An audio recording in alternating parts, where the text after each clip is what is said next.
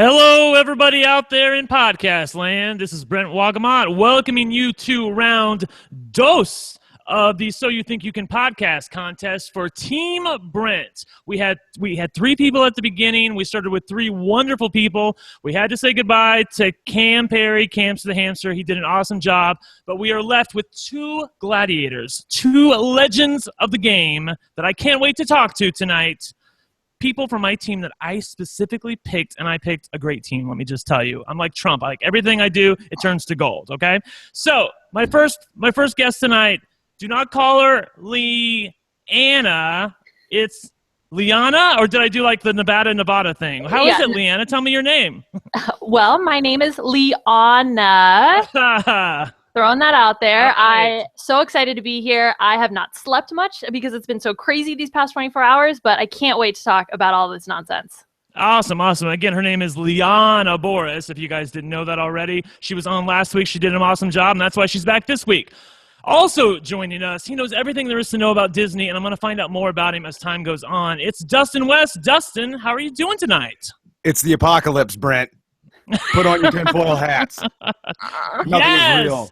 You cannot be on Team Brent without a costume every once in a while. Like, where's my veil? Hold on, let me go get my veil right now. That's awesome. If you guys are watching in the audio archive on the video, Dustin has an awesome tinfoil hat. I accused him last time of not putting on his tinfoil hat, and it seems like he's gotten into the spirit of Team Brent. So anyways, we're going to go through everything, what happened last night in the double eviction on Big Brother Over the Top. We're also going to take your questions. If you have a question about what happened last night, about what happened late last night in the HOH competition, or just have a question for these two fine people that you want to get to know a little bit more about them, make sure you tweet your question to me. You can use hashtag RHAP and make sure that we see it, and we will take it, and we will get to know these lovely people a little bit more. So, look, a lot has happened in the past 24 hours, and not a lot of good stuff. I must say, not a good look for Big Brother Over the Top. I just want to get your first reactions. Liana, I feel like it's the Nevada thing again. I knew how to pronounce it. Now I feel like I'm second guessing myself. It's Liana. Liana, like like a dentist. Okay, Liana, for real. Tell me your reaction to what happened last night up until the double eviction was over and right before the HOH competition. Well, it has been a crazy, crazy day. I mean, yesterday was just absolutely insane. It started with the possible change in voting rules for eligibility. Then we had that revoked. Then we went back to the double eviction, and we had that craziness happen. So really, I'm still just taking a breath and trying to wrap my head around everything that's happening. Dustin, the double eviction last night, what were you feeling watching it? And did it bore you, or were you loving it? I hate to say it, but it did drag a bit. I loved the content that was in it, but versus like the actual Big Brother TV show that happens in the summer, man, it was kind of a chore to sit, especially that hour where we were waiting for that care package. Might have been the most boring hour that I've experienced in my life, when everybody was just kind of sitting around doing nothing. Well, mostly crying, actually. Right? Well, yeah. Go ahead, Liana. Well, Liana, sorry. Liana. I just want to have a quick question. So the entire podcast last time, did I screw it up the entire time? No, you said it right. Oh, my God. So now I'm sad because I heard Scott St. Pierre talking about it in the beginning of the show, and now I'm screwing it up. So go. Tell me what you're going to say. Liana. Yes, I'm with you. I'm with you, Mom. Okay. So, I was just going to say that I actually really enjoyed it because we had the HOH comp. Then we had this hour where there was mass confusion about what the veto was actually going to be. There were people saying that Morgan or whoever won wasn't allowed to go up, or they would be allowed to go up. Then I enjoyed seeing the strategizing that happened during the double eviction, which is something we don't normally see on Big Brother proper. So it wasn't boom, boom, boom, 1 hour, let's get it over with. But I enjoyed the format. And I guess I did too, in terms of what actually happened. I enjoyed, but there were some huge stretches in there. But you can't get around that with something like this. You know, they got to time out competitions. They got to time out the vote for the care package. So I don't blame them for that. It was just, it made for a very long night. Yes, I agree with that. I think I tweeted out earlier tonight, or last night actually, that I don't think this is exactly what Big Brother had in mind when they were thinking of a scintillating double eviction, because literally after Danielle won HOH, it was just Shelby and Morgan in one room and the 5 of them sitting on the couches doing absolutely nothing. I think they were there for about 10 minutes. And then Big Brother comes over the intercom and says, it's the double eviction. Now you have time to strategize. And like they're all just sitting there. I've never seen anything like it in my life. So we get to the care package after Danielle has won a hard-fought veto where I think 4 of them got all 7 questions correct. I have been hearing up through the day that maybe I read the rules wrong and maybe this veto was going to protect the veto holder like it normally does on Big Brother, as well as the person they might want to veto themselves. So, Liana, when you saw that it was that reading of the rules, were you thinking that this was some Willy Poo-Poo stuff, or were you thinking that Brent was reading the rules right?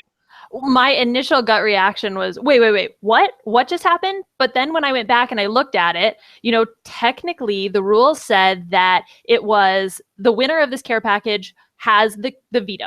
And we know that the person who has the veto cannot be put up. It just so happened that the care package was delivered before the veto ceremony. So I think that everything is on the up and up, but I can understand why people would feel bamboozled by the situation. This is actually how I assumed it was going to be going in. So when that happened, I see the rest of the world is freaking out. And I was assuming that that's how it was going to go anyway. But what you were saying, Liana, that can, and I think it was mentioned on last night's show as well, but that could happen in the game anyway. You could be on the block and then win the veto, and the only option is to take yourself down.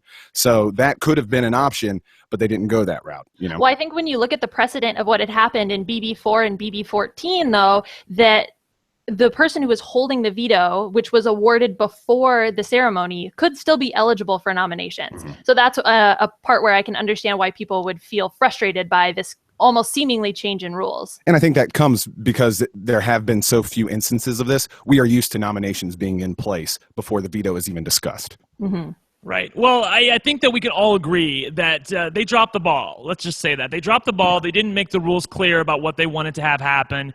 And the thing I said on the podcast last night, which I'm guessing both of you will probably agree with me on, is that I felt like it was intuitive that the veto would be more powerful than what you all were thinking it might be, just because the vetoes or the care packages had gotten progressively bigger, Liana, and so it seemed only natural to me that it would be at least as powerful as a co-HOH. Well, yeah, because that $5,000 bribe was so much more powerful. I'm talking about this season, bitch. Don't get shady with me.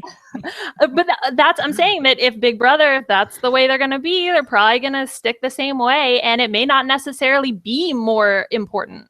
That's true. That's a fair point. All right.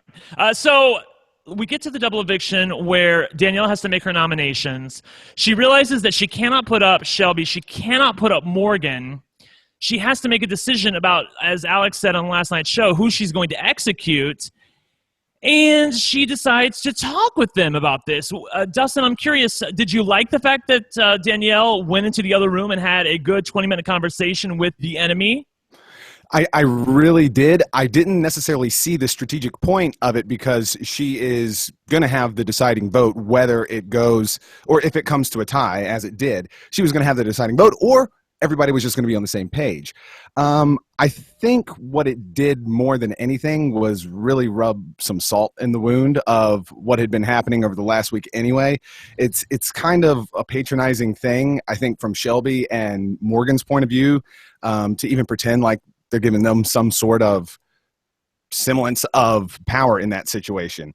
But I think that Danielle was actually coming from a respectful place. I think she wanted their input, and I think she wants to make these people that she has to live in the house with happy and hope that, they don't come after her as their first target if they get HOH. I thought that Morgan and Shelby appreciated Danielle coming and talking to them. And instead of Danielle just going and turning to the people in her own alliance and saying, okay, look, Jason, you're the person I trust the most. Who do you want to take out? Instead, she went to the 2 ladies and said, okay, hey, what are you guys thinking? I want to talk with you. I'm willing to have conversations with you.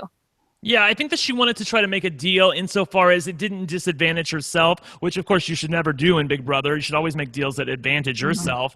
I think that initially, and you even saw this, there was a moment where Jason said, oh my God, oh, weep, weep, weep, we have to get rid of Justin, weep, weep, weep, fake cry, fake cry. So I think there was like a good 5 minutes where we considered, in the RHAP chat room online on CBS that we thought that Justin was going to go home. And then when they started to think about it a little bit more, Dustin, they realized that may not have been some of their best moves. What say you? In that 20 minutes or so, the first 10 minutes were, holy crap, Justin is going home. And like you said, there was a shift. I think that the better move is to keep Justin around. If you're Jason, who was the most vocal in that entire situation that was panning out, I believe it was in the bathroom. If you're Jason, you want Justin, the meat shield, in front of you. The girls on the Ball Smasher side don't particularly like him. I think that, they could potentially target him. We'll see how it goes moving forward. But if he's around, I think Jason is looking a little bit better for at least 1 week. Whereas if you keep Whitney, well, they laid out all the potentials. She's smart in challenges. She could flip back to the Ball Smashers.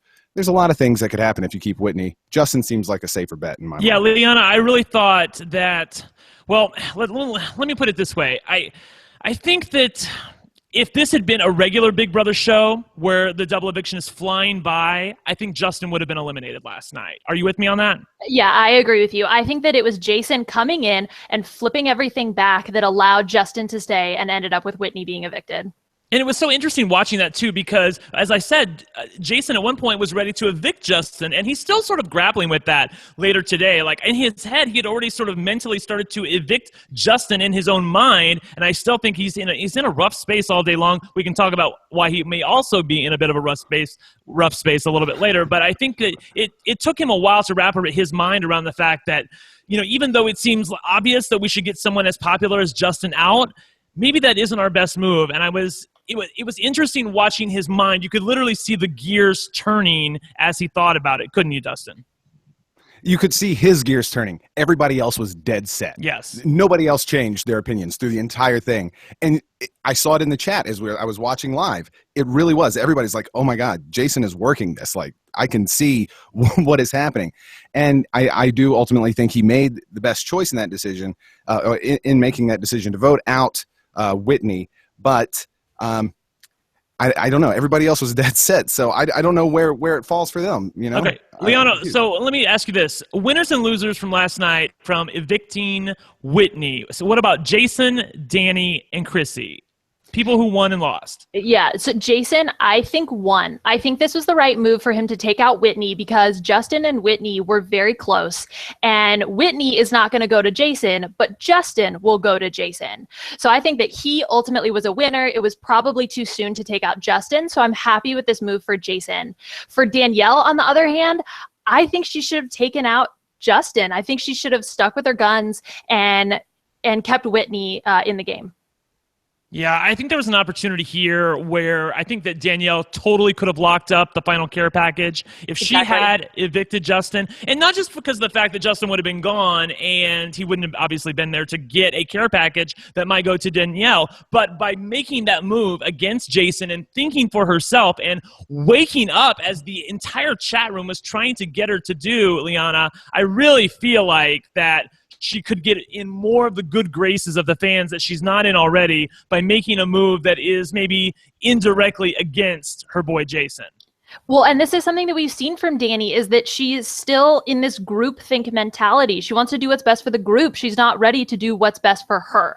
Yeah, were you not living for that? And I mean that in a sarcastic way. When she eventually announced her eviction vote, when she had to break the tie, and she said, something to the effect of, I said when I came in here I was going to stay true to my friends. I literally, can we all agree all three of us wanted to smack her at that point? Oh, my God. Yes. I was so... my heart broke because I wanted to see some strategy. I felt like we were starting to see like a few emanations of it coming from her, and then it just totally died, Liana. Yes, Danny has done this consistently. She starts to do something and starts to make these moves. Think about her HOH week. She's starting to talk to Alex. She's starting to talk to Scott about maybe doing some side deals with them, and then she just goes back on it, and I think makes possibly a worse move for her personal game. Yeah, I agree. All right, so Whitney's out. Justin's left by himself. He doesn't have a girl to hang around with anymore. Although I do see him hanging around with Danielle as the 24 hours rolled by. So we eventually move on to the next phase of the night, which is a new head of household competition. For those of you who haven't seen the feeds, this was a very interesting competition. It was basically a giant logic puzzle. Obviously, Shelby is famous for logic puzzles, Dustin. So this would seem to favor her. It was a laser that was obviously pointing out, sort of like if you think back to Big Brother 7. Thank you very much. Yeah, the final 3 of Big Brother 7 Part 2, where they had to like bounce those lasers around on a mirror, except this one was on the ground and there were obstacles in their way. And they had to use 4 mirrors. Each mirror could be adjusted slightly, but not a lot. And they had to place them in spots, and there was only one correct solution to get the laser to bounce on the target. Once you got it to bounce on the target, you went back and hit your buzzer. So, Dustin, tell me what you were thinking as you were watching this competition unfold last night. Wait, hold on 1 second. Can I say something about the lasers or about the mirrors? So the mirrors could pivot up and down, but they could not pivot right to left. And go ahead. So this ended up bringing in some issues later on. So I just want to make that point. Well, in fact, in the rules, when they were reading off the rules, they were saying, some fine tuning is important. Like it even said, the rules said, this is very important. You will have to fine tune the mirrors. But I do want to say this is my favorite challenge competition that I've seen this season so far. This logic puzzle where you have the four mirrors creating that loop to get back to the target. One of the things that I was looking at, and the way my brain works might be different from everybody else. They're going around and they're just haphazardly putting these mirrors in the poles just to see what will work. And ultimately, it was like every time they do it, it was hitting some sort of obstacle. My first thought was, why don't you work this backwards? Why don't you go from the end and make your way? Look at the angles that you're going and make your way back to the beginning. And I think anybody could do that way quicker if they just. But they're under pressure and they're not thinking through. But the challenge played out kind of similarly to the face morph, where we had some people who were timing out and some people who were going really fast. So some people were better at it than others. Yeah. No, go ahead, Liana. Dustin, to your point, I do think that it was easier, though, because we had that view from above. Because I immediately looked at it. There are only 4 mirrors. I was thinking, oh, okay, put 1, 2, 3, 4. Oh, this isn't that hard. But they're in it, and this comp is large in scale. So I think that's really for them. It really came to me that looking at it from above, like you can mentally construct, without even moving any mirrors around whatsoever, I could mentally construct a shape in my head that would get the laser to bounce to the end. I also agree with you, Dustin, that if any one of them had started from the end and worked backwards, it was self-evident, it seemed like to me, where some of the mirrors needed to go. But, obviously they're under pressure and they don't know how anybody else did. Also, the thing that was different that I didn't make a note of about this competition is that everybody got 20 minutes. There wasn't a time to beat. You weren't under pressure by knowing what somebody else's time was. Everybody got 20 minutes, and they were just going to post your time, and whoever had the lowest time won. Well, and they were also isolated in the house, throughout the entire competition. So everybody was in a different room, right? Somebody was in the storage room, somebody was in the bedroom, and they were moving around as different people went and did the competition. So, Liana, Jason comes out first. He puts up a respectable time, and we covered this on the podcast last night, of 8 minutes and 15 seconds. What were you thinking, and did you think that time would stand up? I thought the time was solid, but like you said, we've seen Shelby beast out these mental comps, and I guess I just had really high hopes for her, and I thought that she would beat that time.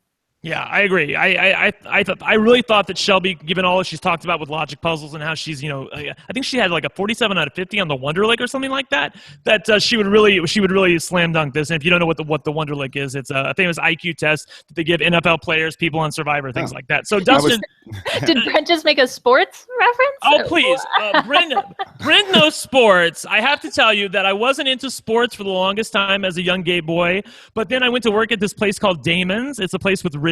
Like, have you heard of this place? It's an Indiana place. Okay, fine. That doesn't matter. But they show sports on they have these 4 big screens and they show sports. And all of a sudden I realized how much I love games. And I just started watching everything. And I literally am the only person at my gay Super Bowl parties who's watching the Super Bowl. Everyone else is upstairs watching The Sound of Music. So anyway, we're off topic. Dustin, Jason puts up 8 minutes, 15 seconds. Morgan comes out, doesn't beat it. Chrissy comes out, does even worse. Finally, we get to the meat of the bone. Shelby comes out. It seems like she's probably not going to make it early on. She's obviously working in what I call the Chrissy area. I tweeted that Chrissy was working inside the box, and she really needed to think for this competition outside the box. She was in that same area where Chrissy was.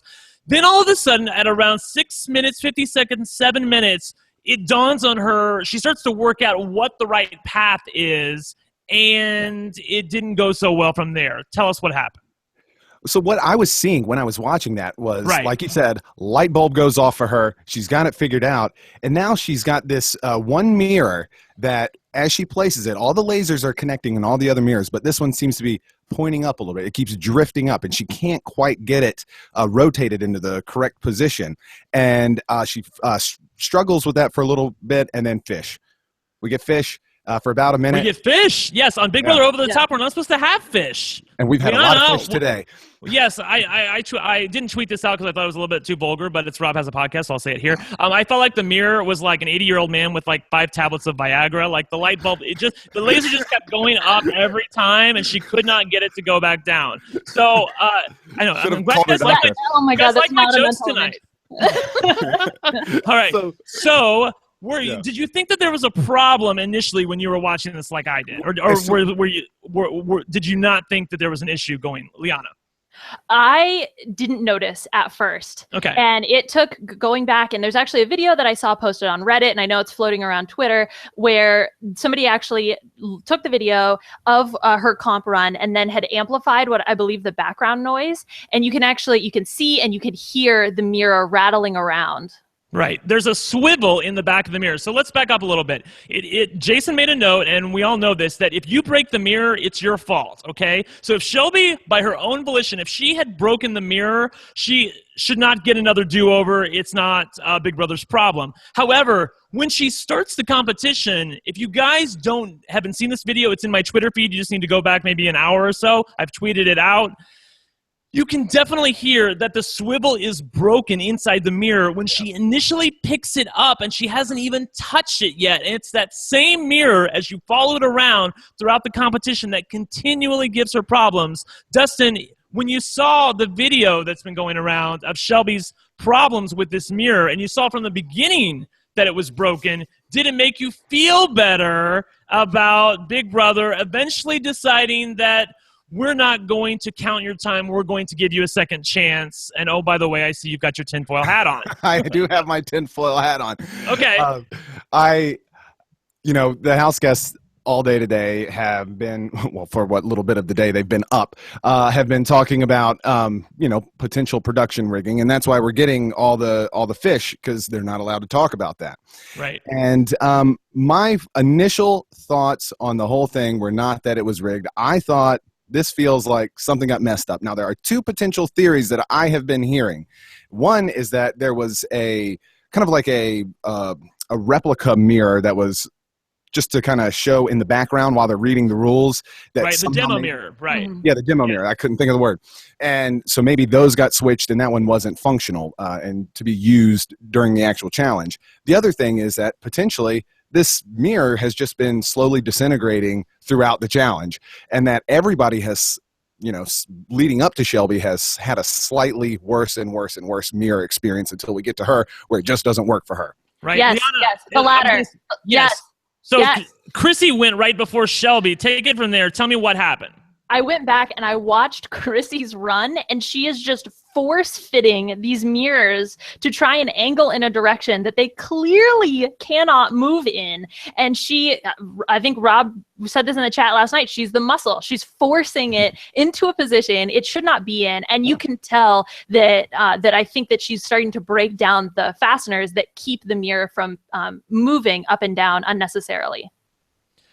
Well, yeah, I agree, and I do feel like this is, after last night, like, here's what's going on. I can just tell you this. I have a friend, Eric from Reality Recaps, who tweeted this, and I do agree with him that after what happened with their inability to make clear the rules from the care package earlier in the night, it does feel as though maybe Shelby and Morgan are getting a little bit of a break from production. But having viewed the competition again, I do not concur on that. Dustin, are you with me on this? there have been timing issues as well. I've seen a million different things online, a million different times for Shelby's finish before they went to fish. And based on what I saw, it was 10 minutes. And that is clearly not better than Jason. And Right.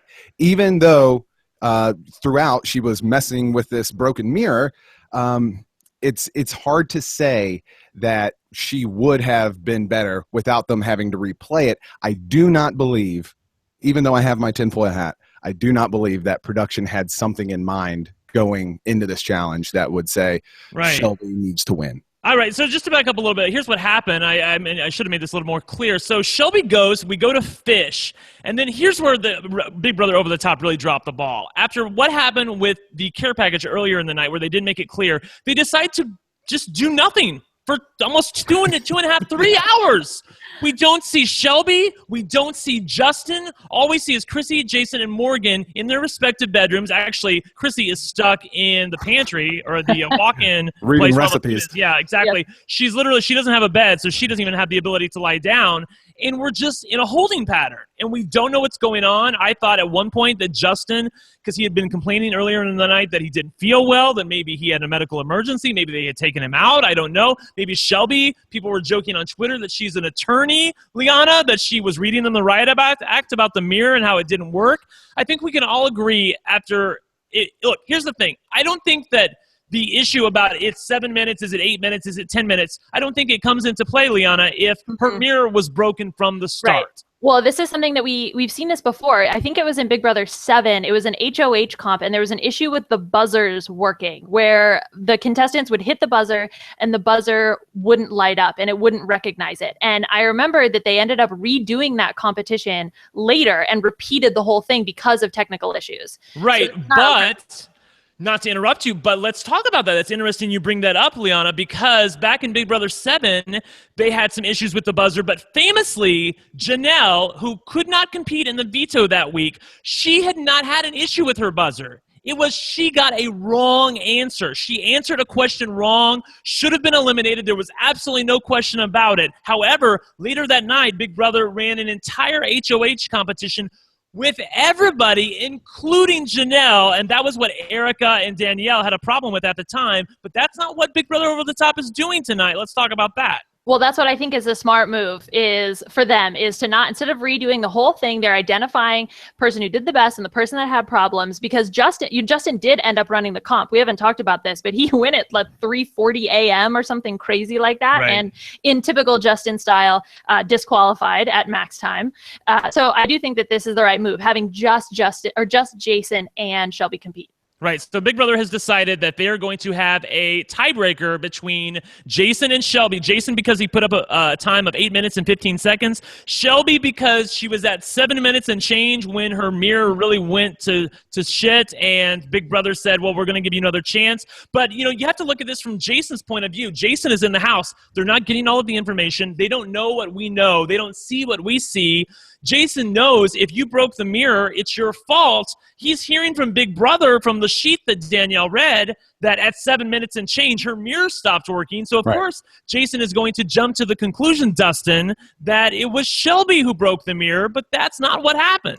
No, I would do the same thing. I would assume the same things because he doesn't have the information. But like you said, we do know that it was it was a very fast, aggressive Chrissy that really messed up that mirror. I think that Big Brother Over the Top has been getting a lot of flack today, and I think they're having a lot of issues with saving face in some of this stuff because it does all look bad, all put together. So you agree that it looks bad? I do agree that it looks bad for them. I've seen people like getting the customer service phone number to call them and talk to them and complain to them.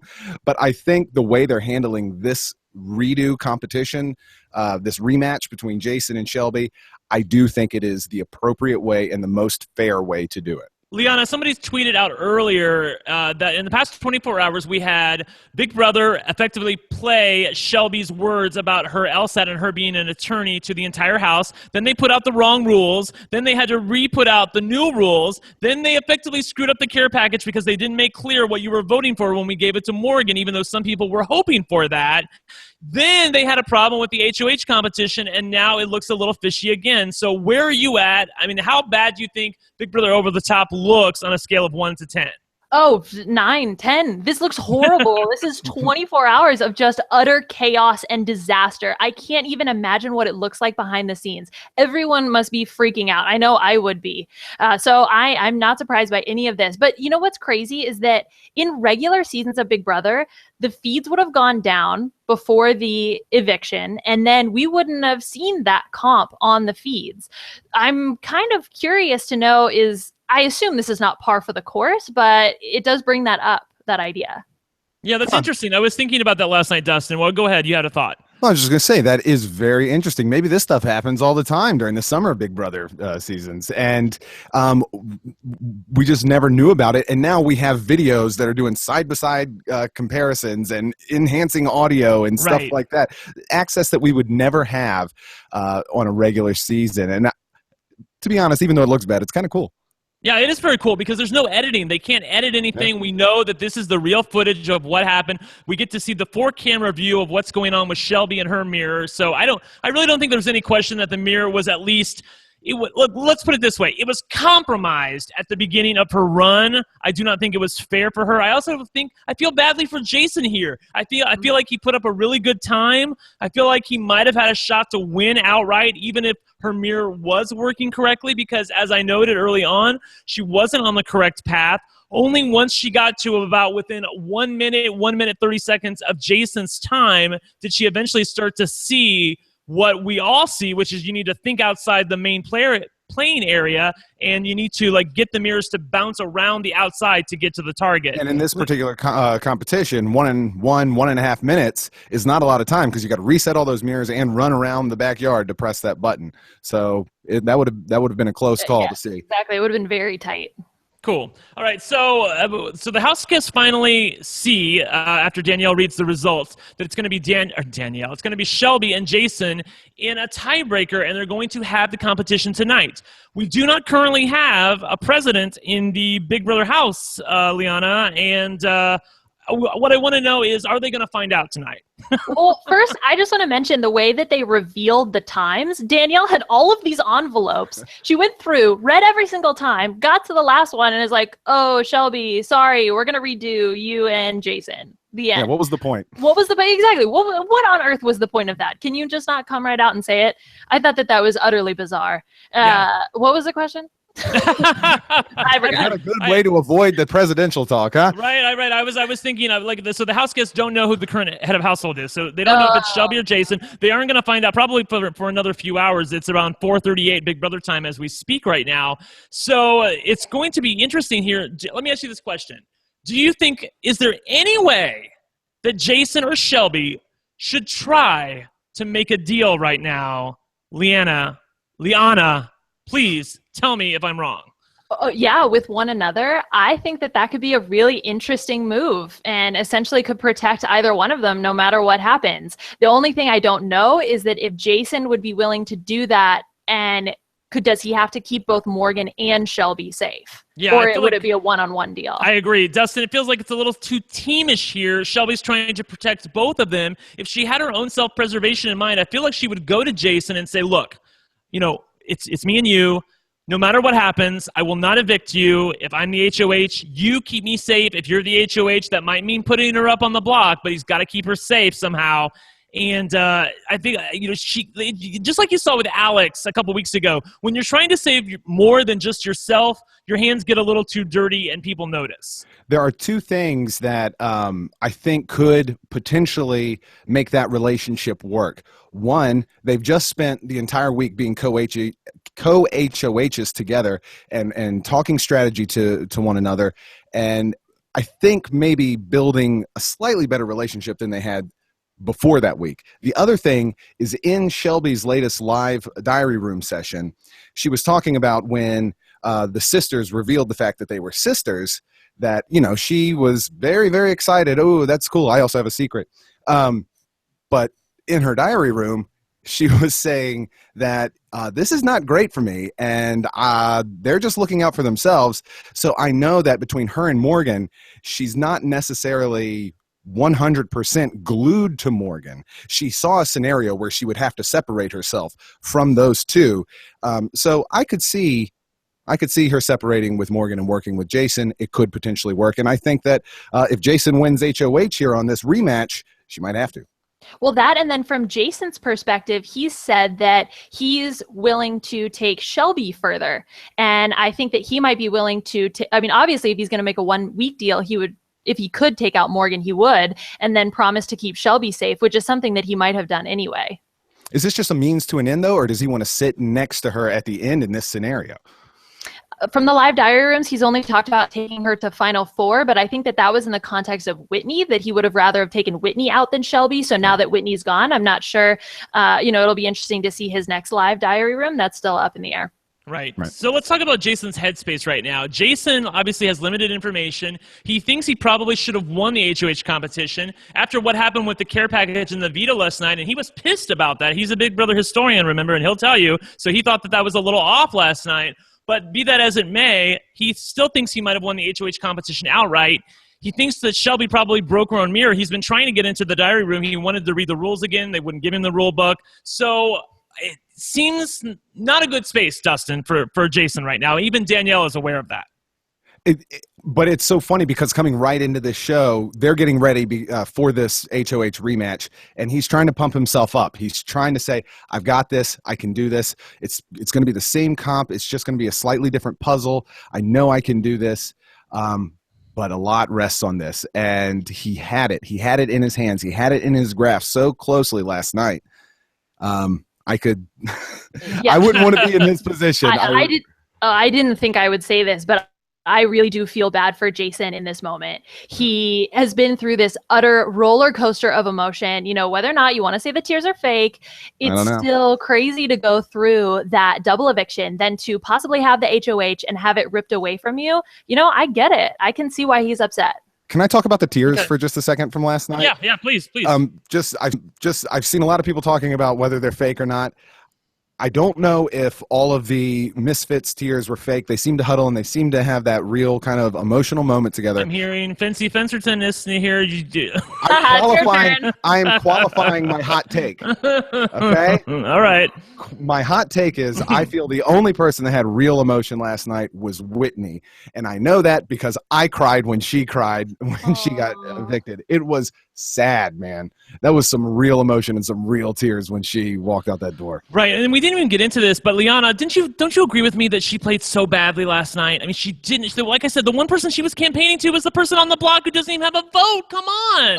I wanted to shake her so badly, and I was starting to become a Whitney fan. I really liked Whitney, and I wanted to see her go and fight for herself and keep herself in this game. And, you know, I mean, I think like Alex said, she's young, but still, yeah, I absolutely wanted to see her fight for her own. Dustin, I know you were feeling bad for Whitney, but come on, I know you're with me on this. Like, I'm not feeling bad for her about her strategy. No. I think that her and Justin just sitting on the couch doing absolutely nothing. Both of them. That was a stupid move for both of them. I don't know why both of them weren't in that bathroom talking strategy with those guys. I know. Trying to throw each other under the bus. I mean, this goes back to this is not a team game. No, Liana, please take it. Can we talk about Morgan? I really want to talk about Morgan. Yes, okay. Please talk about Morgan. I was going to ask you about that, but go. I know that no one has any right to believe me, but I knew that Morgan was a sleeper. I was in on Morgan because there's a conversation that she has with Alex in the very first week in the house. And I remember it stood out to me where Morgan starts throwing out some of the strategic plays that her and her sister can make in the house. She suggests, hey, maybe we should be on opposite sides of the house. So I think that Morgan has this strategic acumen, but she's felt maybe suppressed by having her sister because she considers her sister to be the expert when it comes to Big Brother strategy. And on top of that, Morgan has a fantastic social game. There was a lockout, I think last week, where Alex, Shelby, and Morgan were all very upset at everyone else in the house. Alex and Shelby go and isolate themselves playing pool, but Morgan sits with everybody else and talks with the people that she was frustrated with. And that natural ability is I think, spectacular. Yeah, is one of those people that can just float throughout the house and say hi. And some people can't even say hi to each other, you know? And I couldn't believe the determination when they had the Big Brother Shopping Network challenge, and they had to memorize all the facts. I keep saying challenge. I'm sorry, it's competition. That's fine. It happens all the time. The determination of her and Shelby going through that studying session was just absolutely insane. I love seeing the drive and the passion from people on Big Brother. I can't stand it when people just sit there and do nothing. Right. I know. I think we all agree on that. That was really wonderful to see. Like I said last night, I had been watching Alex the entire time. I think the entire internet, all of Twitter had been, if you were a Ball Smashers fan, you were an Alex fan. I mean, and she's like number one, number two on Jokers. People loved her.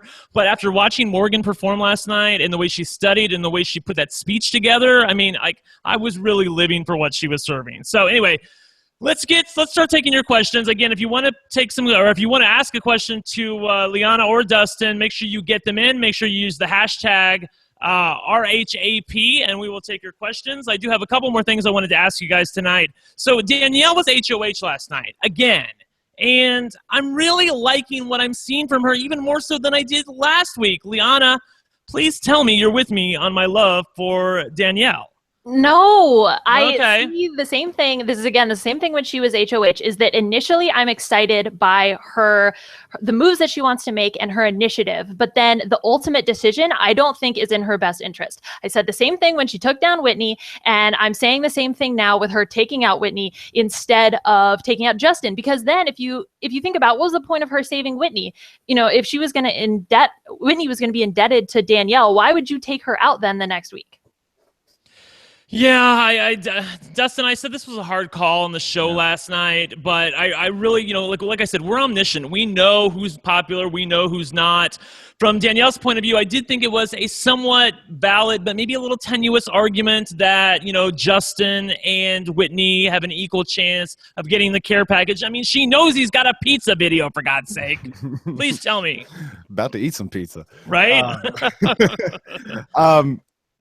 In my mind, and I was trying to get to this earlier, is that it was split 50-50 in the House because I think it is a 50-50 option. They are both very popular people, and they both have their strengths in why they would win, not only by the America's voting for them to win, but to get to the end.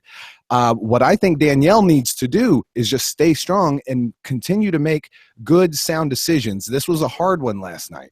And I don't necessarily think that it was a game-ending decision that she made. I think it was a decision under pressure, that she had a lot of force coming at her from Jason, pushing her in that direction. And I don't know that I would have done anything different in that situation. Yeah, I have a hot take for you, Liana. So I feel like everybody who voted last night during the second eviction, I feel like they voted correctly for their game, except for the head of household. What do you think?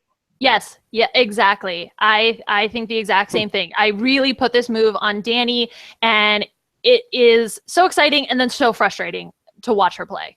Yeah, I agree with that. So exciting, so frustrating to watch her play because we want her to think for herself. We want her to realize that she might be in danger. Like if she's won an HOH, a veto, another HOH, she might be going home in the next week or so if people perceive that she's more popular than they currently are giving her credit for. So that's why I'm a little bit frustrated with Danielle. All right, so if you guys have nothing else that was on your mind, let's take some questions from the fans of RHAP as a podcast. Again, if you have a question, make sure you use hashtag RHAP. Dustin, I heard some noise. Did you have a question? No, I said, let's do it. Let's do it. Let's do it. All right, Edward Morris has the question.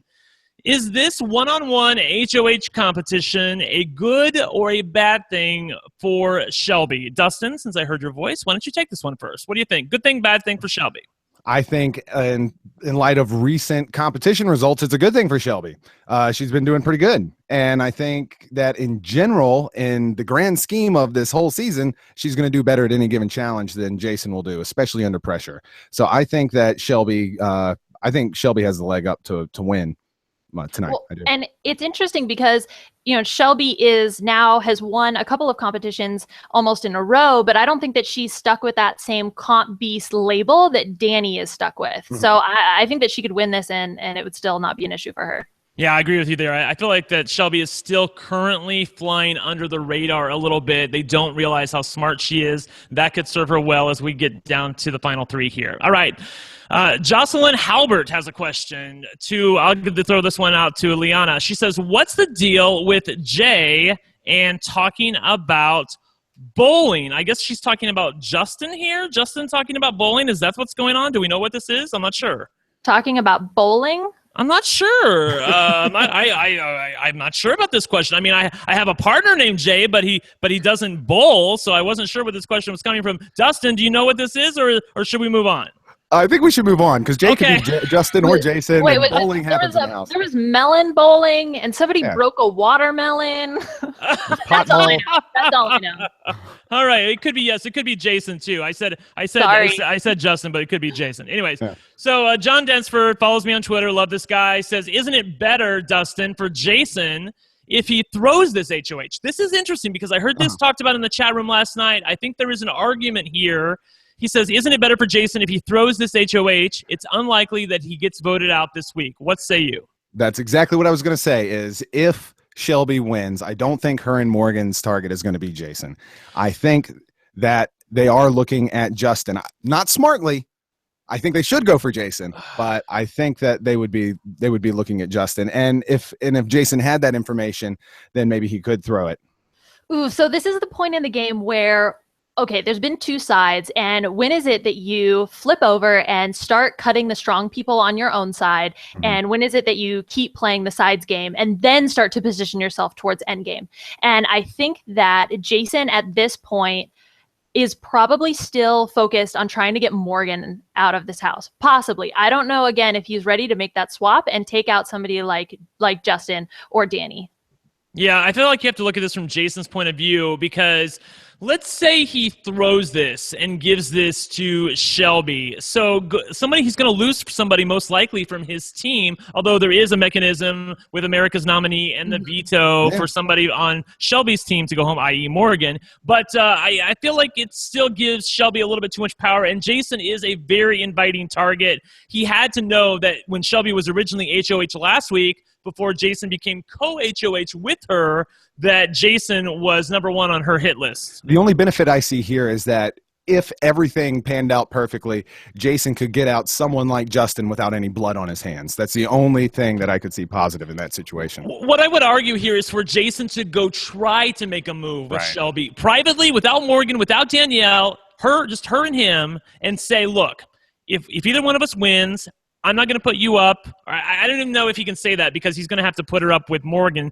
so she can't use the veto on Morgan. And it would obviously draw some red flags from his team. But he could say, look, you're not going to be my target. You know, if you win HOH, I'm not going to be your target. I feel like we can work that out. Now, obviously, he can lie to her and go back on his word. And remember, there's no jury this season, so it really doesn't matter if he goes back on his word or not. But, Liana, I feel like there's maybe a little bit of a play to be made. So I think that Jason also has been maybe one of the most conscious house guests when it comes to America's perspective. And this is a little off topic, but his move that he pulled last week where he did that fake Final Five with Danny and the 3 ball smashers, I think that was actually quite genius on his part because really? Okay.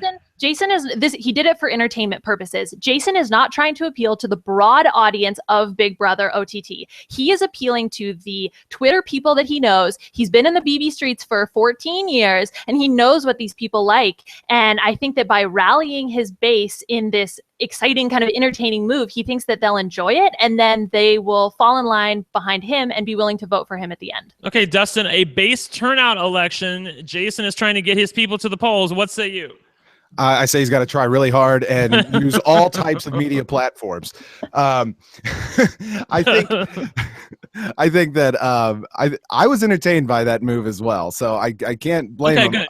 Yeah, you know, I will say it's a little more mean-spirited than I usually prefer, but at least it was something entertaining.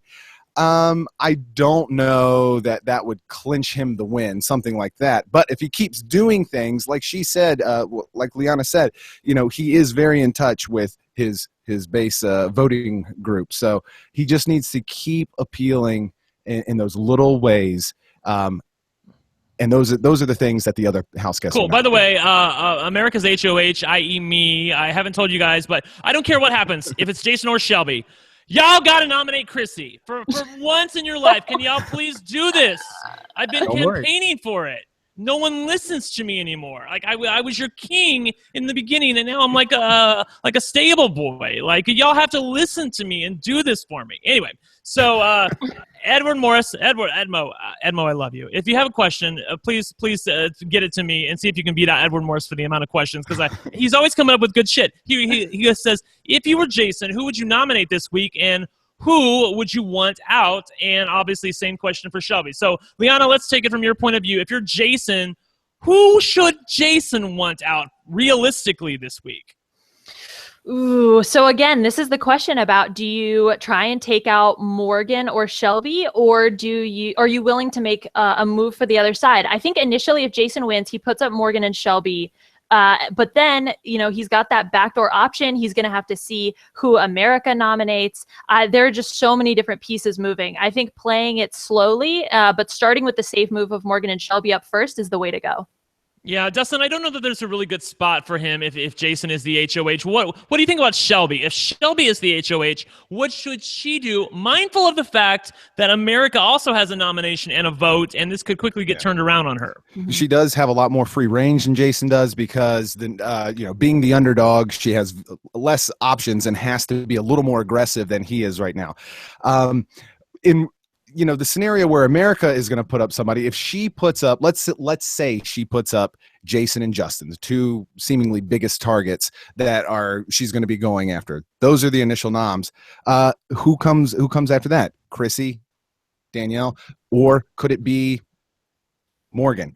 Morgan's sister was the last, America's nominee. So it's very possible that could backfire on her, but there's no way to avoid that. She's got to go after somebody big. I think she can't control America's nominee. Yeah, I feel like no matter what, if America's nominee goes against Shelby, if she becomes HOH, I feel like she's in trouble there. I also feel like there's a way for her to lose it, even if, let's say America puts up Chrissy. Let's say Shelby puts up Jason and Justin, and America puts up Chrissy. If Danielle wins the veto, then obviously Danielle can't be put up. Morgan would be in danger then. So I feel like a lot can happen here at Final Six, given that America has a vote and a nomination. All right. So, sorry. Yes. Well, this is why if Shelby does end up winning, I would love to see what side deal she starts to contemplate, in case for kind of a backup scenario in case that were to happen. Okay, cool. All right. So Craig Kalinsky has a question. He says, and this is a little bit of a shade question. I love these kind of questions. Didn't the overly pro Late Night Jamboree voters deserve this rules blindside? So he's basically saying everybody on Twitter has been so mean and so nasty and so loud about their support of the Jamboree that they effectively deserve to get blindsided by effectively Morgan and Shelby being safe last night. What say you, Liana?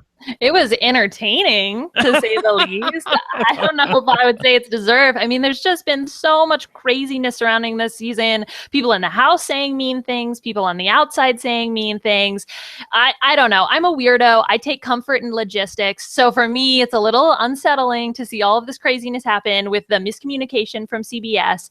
But, I don't know. Maybe they deserve it a little. I feel like, Dustin, it's so 2016 what happened last night with the rules and then the new rules and then the care package and then the screw up in the HOH competition, and now we have a redo. I mean, it's just one big cluster F for 2016. It's been 2 nights in a row now that I've stayed up till 3 o'clock in the morning and watched something that had results that were crazy. It was good. I liked it for the escapism of it all. Especially that hour where the rules were changing, and I was just tweeting up a storm. Yeah, I loved it. I loved it. I was living for the tears from the Late Night Jamboree, I must say. All right, so Ashley Bedazzle, our lovely moderator from the RHAP has a podcast chat room, or she also moderates the Happy Hour chat room. She says, "Do we know what time the HOH redo is happening tonight?" Dustin, do we have any idea of what's going on, or what's currently happening on feeds right now? I have been watching the feeds, and all I know up until this podcast is that it is tonight. That's the only information that I have at the moment. Thank you, Kreskin. I appreciate that answer. I mean, I don't know what else to tell you. That's good. It's good. Yeah, I haven't seen much either. So, Liana, unless you have a I saw your face. What happened? Okay, so they've told them about the election, and Shelby had a quote that said on Trump winning, "Goodbye rights, goodbye uterus." Oh my goodness. Oh my goodness. Yeah, I think the whole house. The funny part is that Big Brother and I don't want to get too political here, but Big Brother decided for the first time ever that they were going to effectively, I'll say for the first time since famously 9/11, they were going to tell the house guests a little bit more about what's really happening in the real world, aside from like, Brad and Angelina's baby or something like that. And they decided to tell them who the president is. But they decided this a couple of days ago when it looked, and all the polls were telling us, just like Taryn's poll, that Hillary Clinton was going to be our new president. But then Donald Trump became president, and I feel like a funny thing happened on the way to the forum, and now they have to tell the house guests who are, I'll just let everybody in, for the most part, very anti-Trump. They had to tell them all, Liana, that Trump was our new president. Not a fun scene. I think they would have told him anyway. This is it's a big monumentous event, and this is the first time they've done Big Brother in the fall, so they're dealing with this. But I think they would have told him either way. Okay.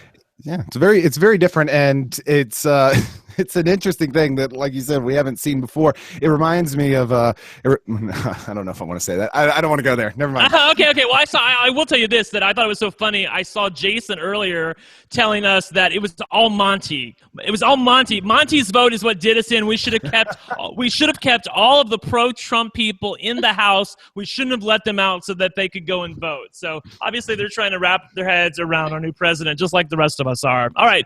So Puya, this is Team Alex. What's up? Puya did an awesome job. He advanced to the knockout round 2. He said if you could go back in time and slip a veto in someone's pocket, who would it be and in which season? So we got a question like this kind of last week. Like, I think the question last week was, who would you want to be and in what season? So if you could go back in time and help somebody, effectively like what we did with Morgan last night, and give someone a veto who really needed it, who would it be and why? Because I have my answer, but I want to know if you guys are thinking of anything. I can see both of your gears turning right now. Liana, Yeah. what are you thinking? I'm thinking. I'm gonna go BB Can on this answer and say Cassandra from BB Can 4. I loved her, and I would want to help a girl out. Yeah, I can concur with that. Dustin, I know you don't watch BB Can too much, but you do watch all of Big Brother US. What happens if you give somebody a veto? Who are you going to give it to in what season?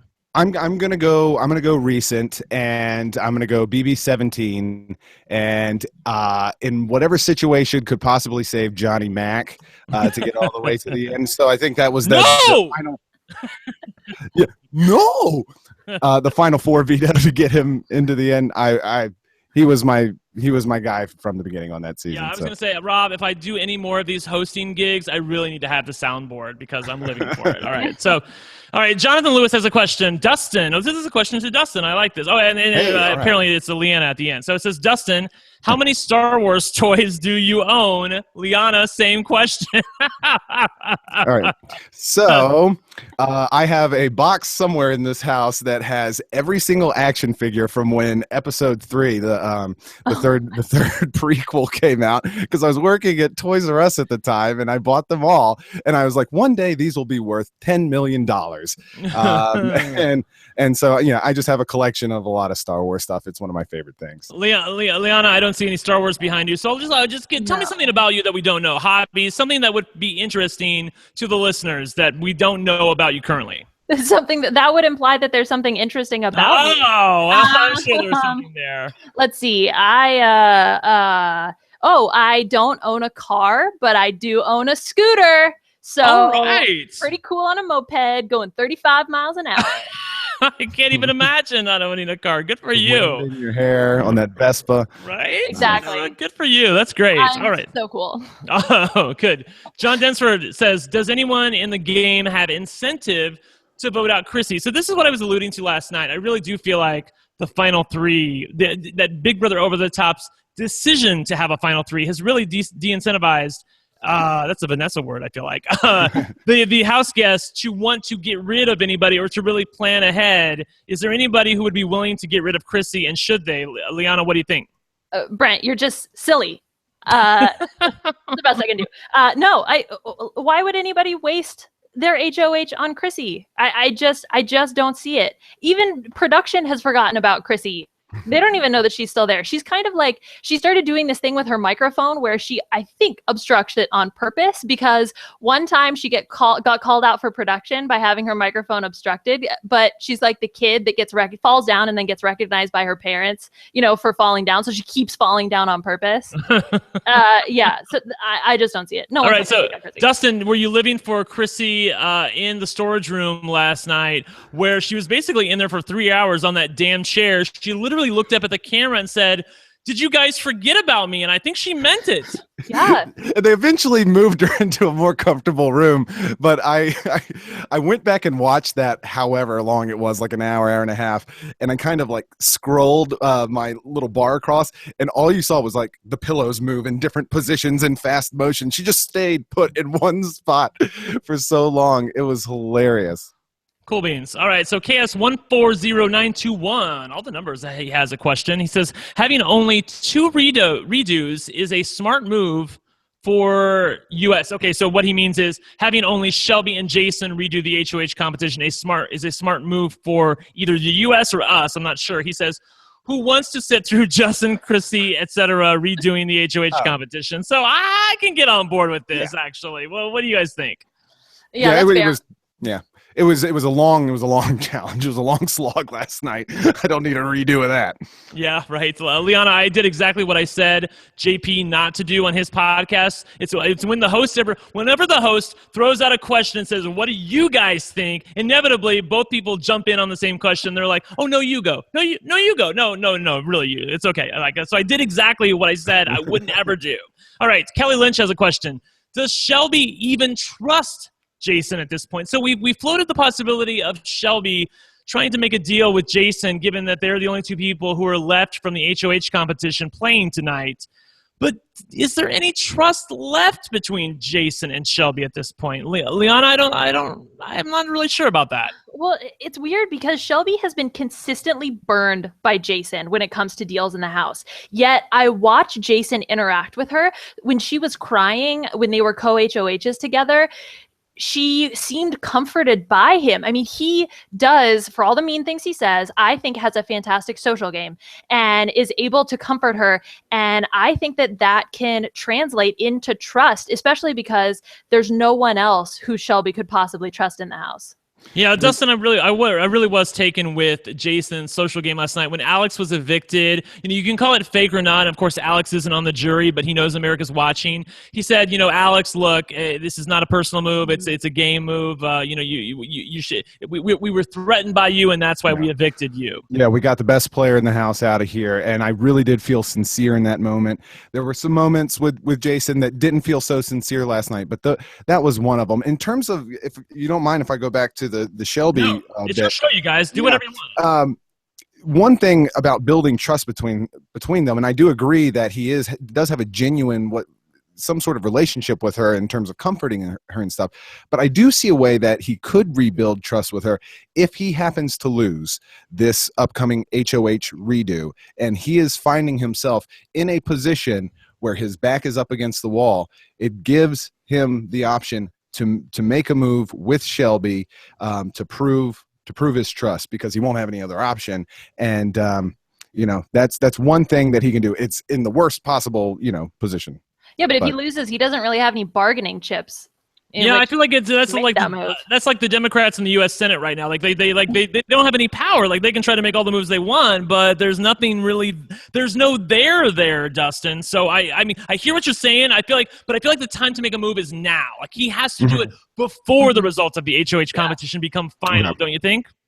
I see what you're saying. Okay, cool. All right. Well, this is sorry. I have something to say. This is something that has been consistent throughout this entire season, where either before the HOH or before America's Nom, people from both sides come together and make some tentative deal. Then, as soon as either the competition or America's Nom goes one way or the other, the side that was successful or benefited the most from the competition or that nomination just immediately abandons it.